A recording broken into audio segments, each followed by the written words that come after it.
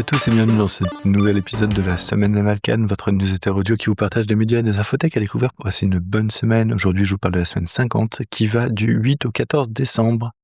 Alors, cette semaine, qu'est-ce que j'ai vu? J'ai vu Gachiat Kuta, donc là, on arrive à la fin d'un arc et de manière assez classique avec un pseudo combat de boss qui s'enfuit, etc., etc. Donc, c'est très classique dans la construction. On va voir ce que la suite va réserver dans l'ensemble, mais c'est assez sympa, le concept est assez marrant. Et même si le protagoniste est un peu énervant, le protagoniste principal en tout cas, je le trouve un peu énervant, mais bon, on va voir. J'ai vu une vidéo qui s'appelle «Obtenir le flux RSS d'une chaîne YouTube». Pour un petit projet avec N8N, j'essaie de mettre au point quelque chose qui nécessite d'avoir des notifications lorsqu'une nouvelle vidéo est publiée sur une chaîne YouTube. J'avais besoin de ce trigger, donc de la mise à jour d'un RSS à partir de YouTube, donc ça a l'air de fonctionner, je vous en dirai plus tard du coup. J'ai vu la suite de One Punch Man, c'est toujours très sympa, c'est toujours, embêtant que ce soit au compte-gouttes, mais là on est vraiment sur des endroits où il y a de l'action, donc on a hâte de voir le protagoniste principal en tout cas rentrer, en action. Et sinon, j'ai vu Valkyrie Apocalypse, puisqu'ici ils avaient sorti une nouvelle saison sur Netflix. Alors, c'est du combat de dieu contre des personnages célèbres de l'histoire humaine. C'est toujours très fun, c'est vraiment la série où il faut poser le cerveau à côté sans trop se poser de questions, parce que c'est un mix indescriptible de différentes religions, etc. On comprend pas trop ce qui se passe, mais en gros, c'est un animé où ils se tapent dessus et c'est assez fun la façon dont c'est amené.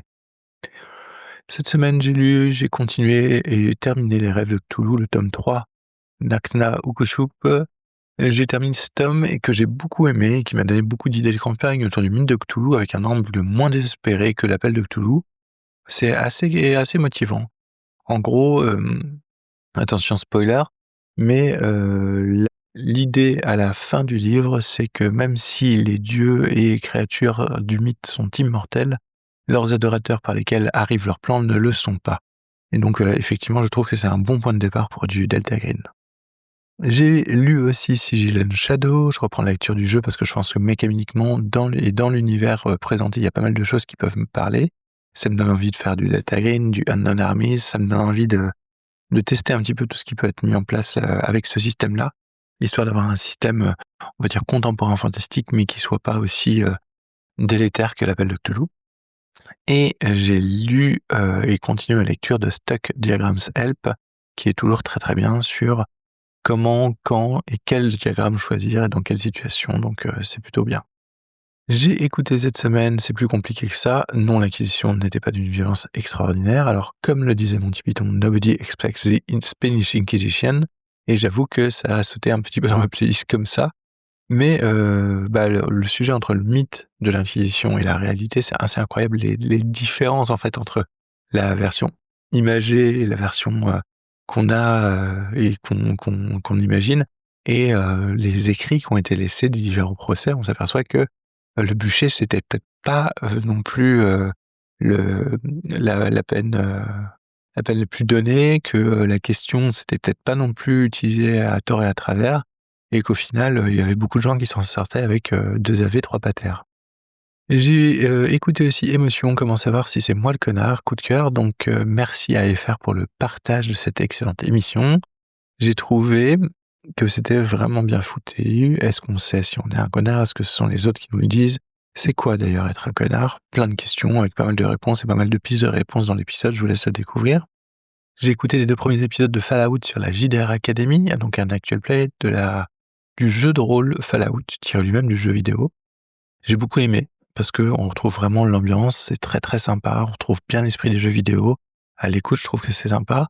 Comme j'en avais parlé la dernière fois, on sent que le système, il est un peu, une épine dans le pied au niveau des gens, mais en vrai, j'ai l'impression que, là, il passe complètement au second plan et que, ça devient très fluide.